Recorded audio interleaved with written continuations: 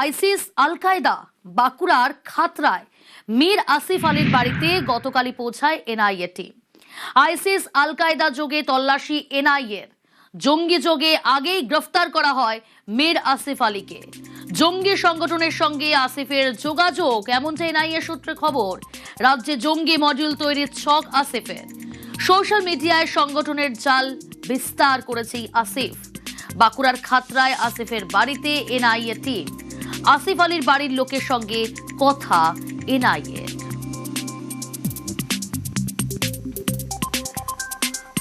বাঁকুড়ায় আইসিস আল কায়দা জঙ্গি যোগের তদন্তে বাঁকুড়ার খাতড়ায় এনআইএ। বিদেশ থেকে ভারতের যুব সমাজকে টার্গেট কিভাবে কাজ করত মীর আসিফ আলী, তদন্তে নেমে এনআইএর হাতে চাঞ্চল্যকর তথ্য। বিদেশ থেকে ভারতের যুব সমাজকে টার্গেট করত আইসিস আল কায়দার জিহাদি মতাদর্শ ছড়ানোর ছক। দেশের 20 জায়গায় তল্লাশি এনআইএ। বাঁকুড়ার খাতড়ায় মীর আসিফ আলীর বাড়িতেও এনআইএ। পশ্চিমবঙ্গ, অন্ধ্রপ্রদেশ, তেলেঙ্গানায় তল্লাশি চালায় এনআইএ আধিকারিকরা। কর্ণাটক, বিহার, উত্তরপ্রদেশেও তল্লাশি এনআইএ। আইসিস আল কায়দা জঙ্গি যোগেই আগেই গ্রেফতার করা হয়েছে 11 জনকে। আর জেরা করেই পাওয়া তথ্যের ভিত্তিতে গোটা দেশ জুড়ে তল্লাশি এনআইএ।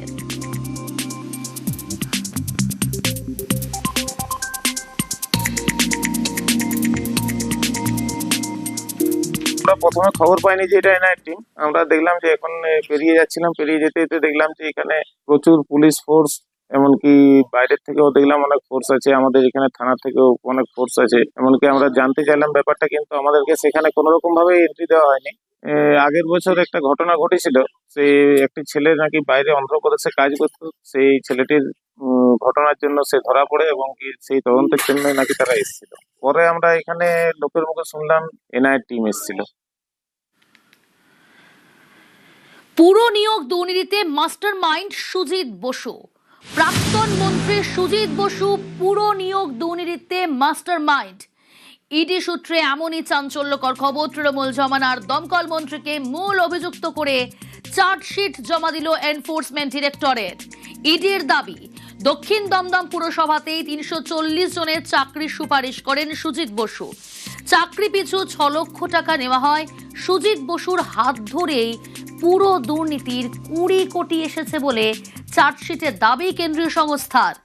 ইডির চার্জশিটে সুজিতের ছেলে সমুদ্র বসুর নাম, পাশাপাশি তৎকালীন পুর নগরোন্নয়ন দপ্তরের ডিরেক্টর ডিএলপি জ্যোতিষ্মান চট্টোপাধ্যায়ের বিরুদ্ধেও চার্জশিট জমা দিয়েছে এনফোর্সমেন্ট ডিরেক্টরেট। তদন্তকারীদের দাবি, জ্যোতিষ্মান চট্টোপাধ্যায় হাত ধরে পুরো নিয়োগ দুর্নীতির 3 কোটি টাকা এসেছে। আরো একবার আপনাদের জানাবো, এই পুরো নিয়োগ দুর্নীতিতে মাস্টার মাইন্ড সুজিত বসু।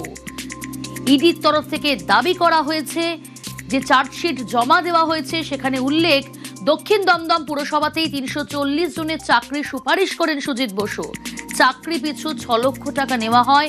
সুজিত বসুর হাত ধরেই পুরো দুর্নীতির 20 কোটি এসেছে বলে চার্জশিটে দাবি কেন্দ্রীয় সংস্থার।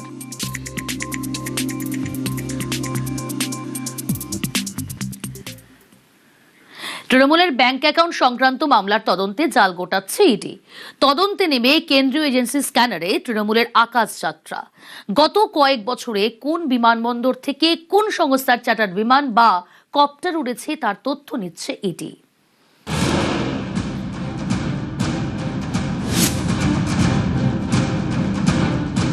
তৃণমূলের ব্যাংক অ্যাকাউন্ট সংক্রান্ত মামলার তদন্তে ইডি।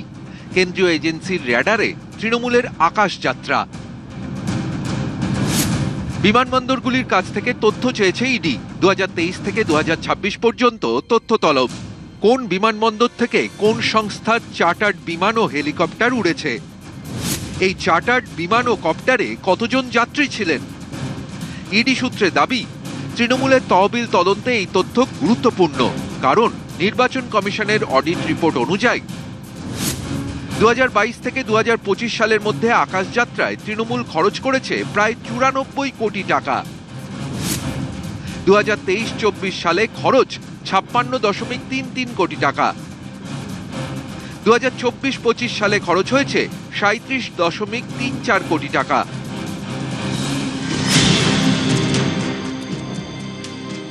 ইডি সূত্রে চাঞ্চল্যকর দাবি, বিমান কিনে সেই বিমানই ভাড়া নিয়েছিল তৃণমূল। তৃণমূলের অ্যাকাউন্ট থেকে 160 কোটি টাকা ট্রান্সফার কেয়ারওয়েল অ্যাভিয়েশন সহ দুটি সংস্থাকে। 160 কোটি টাকা থেকে 83 কোটি টাকা অন্য একটি সংস্থায়। 112 কোটি টাকা দিয়ে বিমান ও কপ্টার কেনে কেয়ারওয়েল। মূলত তৃণমূলের টাকাতেই কপ্টার ও বিমান কেনা হয়। কেয়ারওয়েল থেকেই আবার বিমান কপ্টার লিজ নেয় তৃণমূল। লিজের জন্য মোটা টাকা কেয়ারওয়েলকে দেয় তৃণমূল। ইডির চোখে এইসব লেনদেন অত্যন্ত সন্দেহজনক। ইডি খতিয়ে দেখছে আসলে লাভবান কে। মঙ্গলবার কলকাতা সহ 5 জায়গায় অভিযান চালায় ইডি। তৃণমূল দলটা 15 বছর একটি মাফিয়া রাজনীতি চালিয়ে গেছে পশ্চিমবঙ্গে। এরা খালি চুরি করতে এসেছিল। 15 বছর পশ্চিমবঙ্গ অর্গানাইজড ক্রিমিনালস রুল করেছে। হেলিকপ্টার কেন, আলপিন টু এলিফ্যান্ট সর্বত্র দুর্নীতি পাবেন। তৃণমূল মানেই চোর। বুধবার তৃণমূলের 3টি ব্যাংক অ্যাকাউন্টে থাকা 440 কোটি টাকা ফ্রিজের নির্দেশ দেয় ইডি। এই অ্যাকাউন্টগুলি থেকে আর্থিক লেনদেনে কোনো অনিয়ম করা হয়েছে কিনা খতিয়ে দেখতে চায় এনফোর্সমেন্ট ডিরেক্টরেট। কলকাতা থেকে আধা ঘন্টা গাড়িতে লাগে এরকম ক্ষেত্রেও হেলিকপ্টার ব্যবহৃত হয়েছে। তো স্বাভাবিকভাবে সেটা এখন প্রেরোগেটিভ, কে গাড়িতে যাবেন, যেটা গাড়িতে যাওয়া যায় সেটা হেলিকপ্টারে যাবেন, তার সঙ্গে স্ট্যাটাস সিম্বল আছে কিনা।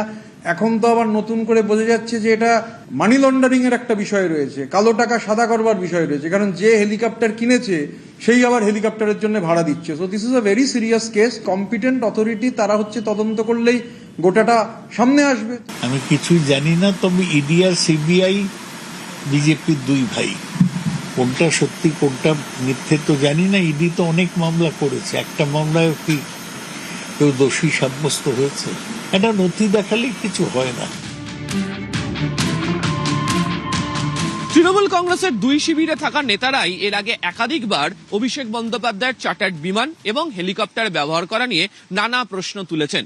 তবে বর্তমান অবস্থাতে দাঁড়িয়ে ইডি যেভাবে তদন্তের অভিমুখে নতুন তথ্য যোগ করেছে তাতে অনেকেই অবাক হতে শুরু করেছেন। বিশেষ করে তৃণমূল কংগ্রেসের অভ্যন্তরেও এই নিয়ে জোর চর্চা শুরু হয়ে গেছে যে নেপথ্যে কাহিনী কি। ক্যামেরা অসিত দাসের সাথে আবির ঘোষাল, নিউজ 18 বাংলা, কলকাতা। ছাকনিতে পুরুষ অন্নপূর্ণা। মুর্শিদাবাদের ধুলিয়ানে পুরুষ অন্নপূর্ণা। নূর ইসলামের নামে অন্নপূর্ণা ভান্ডারে আবেদন, ভেরিফিকেশনে বাতিল। এবার পুরুষ অন্নপূর্ণা একেবারে ছাকনিতে। মুর্শিদাবাদের ধুলিয়ানে পুরুষ অন্নপূর্ণা। নূর ইসলামের নামে অন্নপূর্ণা ভান্ডারে আবেদন, ভেরিফিকেশনে বাতিল।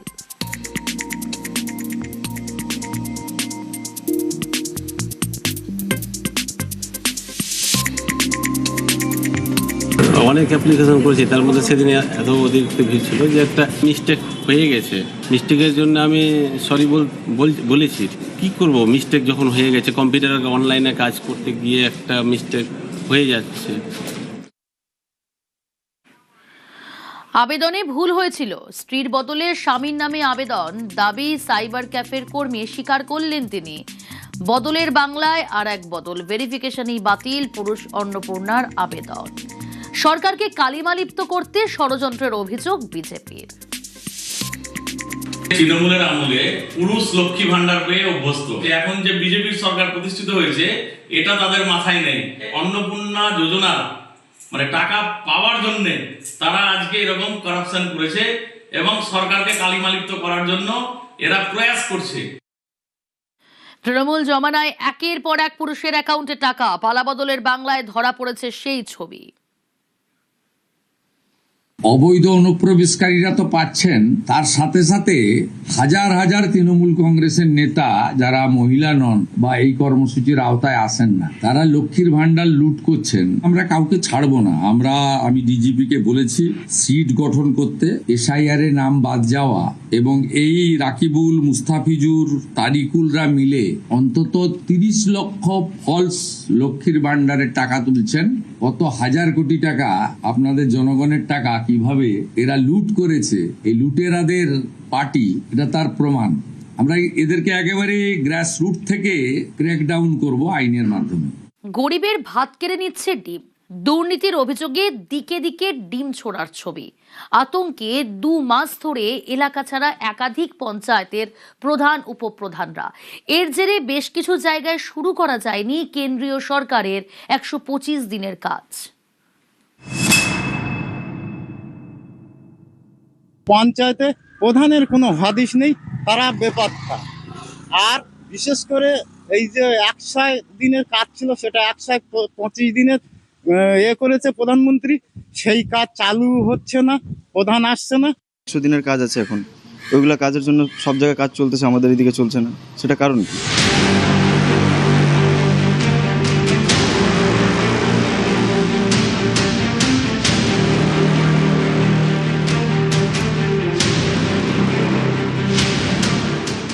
অধিকাংশ গ্রাম পঞ্চায়েত এবং পৌরসভার লোকেরা পালিয়ে গেছে, কেউ তাদের তাড়িয়েও দেয়নি। রাজনৈতিক বিপর্যয়, টাকা ফেরত দিতে হবে, এই জন্য পালিয়েছে ওরা। কিন্তু পঞ্চায়েত পুরসভা বন্ধ থাকার জন্য সাধারণ মানুষের অসুবিধা হচ্ছে। আমরা আজকে বলে দিলাম যে পঞ্চায়েতে সচিব আছে, সচিব কাজ করবেন। পঞ্চায়েত অফিসকে অচল করে রাখার কোনো অধিকার কোনো ব্যক্তি বা কোনো দলের নেই। 1 জুলাই থেকে রাজ্যে চালু হয়ে গিয়েছে ভিবি জিরামজি প্রকল্প। 100 দিনের বদলে 125 দিনের কাজ, কিন্তু প্রধান উপপ্রধানদের দেখা না মেলায় অনেক জায়গাতেই কাজ শুরু হয়নি।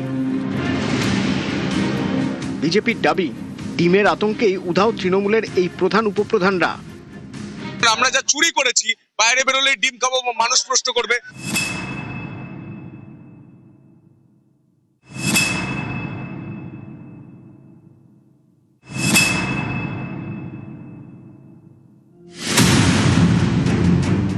রাজ্যে পালা বদলের পরে তৃণমূলের জমানার ভুরি ভুরি দুর্নীতির অভিযোগ সামনে আসছে।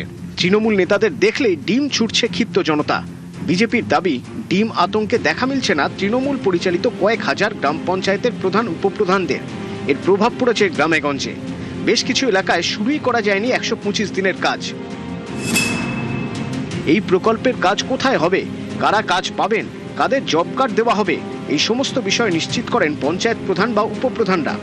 তারা অফিসে না যাওয়ায় 125 দিনের কাজ শুরুই করা যায়নি। যেমনটা হয়েছে উত্তর 24 পরগনার হিঙ্গলগঞ্জের বিশপুর গ্রাম পঞ্চায়েতে। স্থানীয়দের দাবি, 4 মের পর থেকে প্রধান উপপ্রধানের দেখাই মেলেনি। হিঙ্গলগঞ্জের বিশপুর পঞ্চায়েত, এই বিশপুর পঞ্চায়েতের প্রধান উপপ্রধান বিগত 2 মাস তারা পঞ্চায়েতে আসছে না।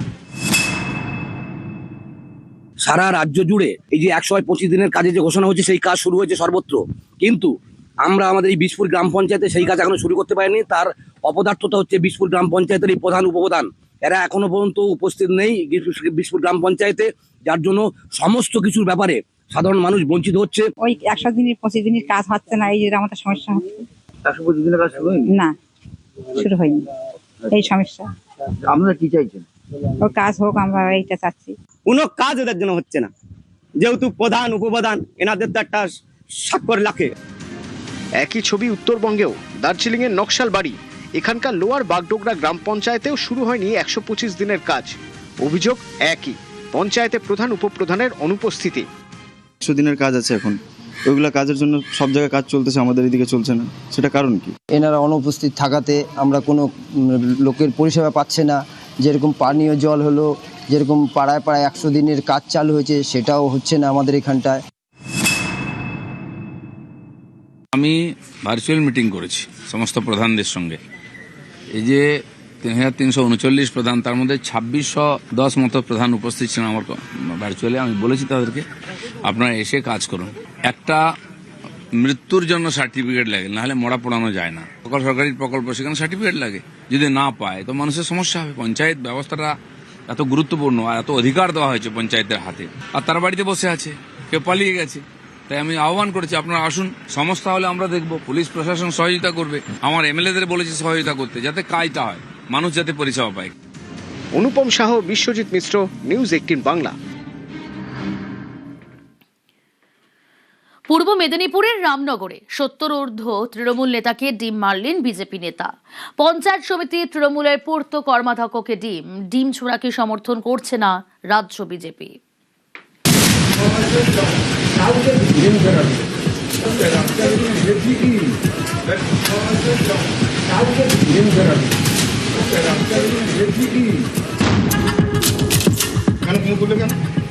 এটা সরকার থেকে অর্ডার। কে কোন সরকার? আমাদের সরকার। তোমাদের সরকার মানে অর্ডার দেখাও।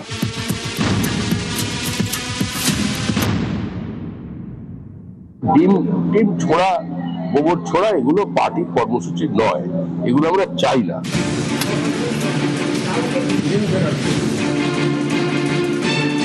ডিম ছুঁড়ে হম্বিতম্বি, বাধা দিলে আবার আঙুল উঁচিয়ে হুঁশিয়ারি।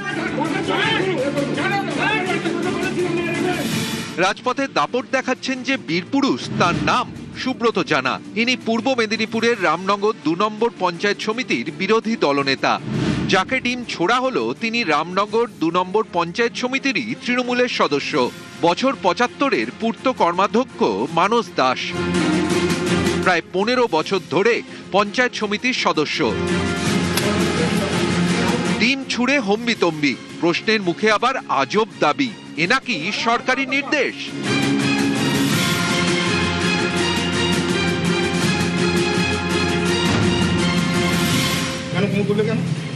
এটা সরকার থেকে অর্ডার। কে কোন সরকার? আমাদের সরকার। তোমাদের সরকার মানে অর্ডার দেখাও। আমি ভাবতে পারিনি, দীর্ঘদিন রাজনীতি করেছি, আমি কখনো এই জিনিসটাকে আশা করিনি। আমি 75 বছর বয়স হয়ে মানুষের পরিষেবা দেওয়ার চেষ্টা করে আমি এতটাই হতবাক, আমি সেন্সলেস হয়ে যাওয়ার মতন উপক্রম হয়েছিল। আমি ভাবতে পারিনি এটা আত্মমর্যাদার ব্যাপার, একটা মানুষ যে সারা জীবন রাজনীতি করে মানুষের সেবা করে এই পরিণতি ভারতবর্ষের গণতন্ত্রে, এটাকে আমি ভাবছি শুয়েছি। বিজেপি নেতার দাবি তার কাছে নাকি অর্ডার আছে, অথচ বঙ্গ বিজেপির শীর্ষ নেতারা বারবারই স্পষ্ট করে দিয়েছেন ডিম ছোড়া কোনোভাবেই তাদের দলের সংস্কৃতি নয়। অভিযোগ উঠলে তার বিচারের জন্য আইন আদালত আছে, ডিম ছুঁড়ে বিচার হয় না। ডিম ছোড়া, গোবর ছোড়া এগুলো পার্টির কর্মসূচি নয়, এগুলো আমরা চাই না। ডিম ছোড়া সংস্কৃতি পশ্চিমবঙ্গে নেই। দলের শীর্ষ নেতৃত্বের নির্দেশ, তারপরও ডিম ছুটছেন নেতারা। অনেকের মতে যা পদ্মের বিড়ম্বনার কারণ হয়ে দাঁড়াচ্ছে। অত্যন্ত নিন্দনীয় কাজ হয়েছে। এই ধরনের কাজ পার্টি সরকার কেউই সমর্থন করছে না। যিনি করেছেন তার বিরুদ্ধে নিশ্চিতভাবে ব্যবস্থা গ্রহণ করা হবে। ডিম ছড়ার ব্যাপারটা আমি একদম এর সমর্থন করি না। আমি এই কথা আগেও বলেছি যে আমাদের একটা ডেমোক্রেসি নয়। আর্থিক তহবিলে দিন সরকারের, যেটা করার করুন, নিজেদের পাপের প্রায়শ্চিত্ত করুন, এলাকায় এসে কাজ করুন, কোনো অসুবিধা থাকবে না। আইনানুগভাবে আপনাদের বিরুদ্ধে যা ব্যবস্থা নেওয়ার নেবে, সেখান থেকে ছাড় হয়তো পাবেন না, কিন্তু এইভাবে পালিয়ে বাঁচাটা তো সলিউশন না। কতদিন পালিয়ে বাঁচবে? দলীয় নেতৃত্বের কড়া বার্তা, তারপরে সুনরম রামনগরের নেতার, তার মুখে আজব সাফাই। এটা পার্টির কর্মসূচি না, পার্টির সংস্কৃতি না। সরকার যেটা আমার গুরুর নাম সরকার। আমি পশ্চিমবঙ্গ সরকারের কথা বলিনি। আমার গুরু আছে যে মানে বিভিন্ন গাইড করে, আমি যার কাছ থেকে কিছু শিখি, ও আমার গুরুর নাম সরকার। সরকার তো এই সরকার আছে জুনিয়র পিসি সরকার, এই যেখানে ম্যাজিক দেখানো হয় না, ও তো তাকে ছড়িনি, আদর করে করেছি। ডিম খাওয়ার জিনিস চামড়াতে লাগলেও কোনো অসুবিধা নেই, এটা কোনো অসুবিধা নয়। আমার মন্ডল সভাপতি এবং পার্টি এর থেকে ফোনও করছিল যে আমার এটা ভুল হয়েছে। আমিও সেটা দলের কাছে নিশ্চিত বলছি যে এটা আমার ত্রুটি ছিল। পূর্ব মেদিনীপুর থেকে পঙ্কজ দাশরথী, নিউজ 18 বাংলা। মেলবোর্নে মোদির ক্রিকেট কূটনীতি, দুদেশের মধ্যে ক্রিকেট অনন্য কূটনৈতিক ভাষা। ভারত অস্ট্রেলিয়া দ্বিপাক্ষিক সুসম্পর্কে ক্রিকেট উপমা, দুই দেশের কৌশলগত সম্পর্ক বোঝাতে উপমা প্রধানমন্ত্রী। ইউরেনিয়াম চুক্তি সইয়ের সময় উপমা টানেন মোদি, দুই দেশের সম্পর্ক বোঝাতে ক্রিকেটের 3 ফরম্যাটের উপমা। ভারত অস্ট্রেলিয়া বৈঠক ক্রিকেট ম্যাচের মতো বলেই ব্যাখ্যা। আলোচ্য সূচিতে ওয়ানডে ম্যাচের মতো মনোযোগ বলে দাবি, সিদ্ধান্ত T20-র মতো দ্রুত বলেও দাবি প্রধানমন্ত্রীর। দুদেশের সমঝোতার টেস্ট ম্যাচের মতো দীর্ঘ, গভীর বলেও ব্যাখ্যা প্রধানমন্ত্রী। ক্রিকেট কূটনীতিতে উচ্ছ্বসিত উপস্থিত অতিথিরা।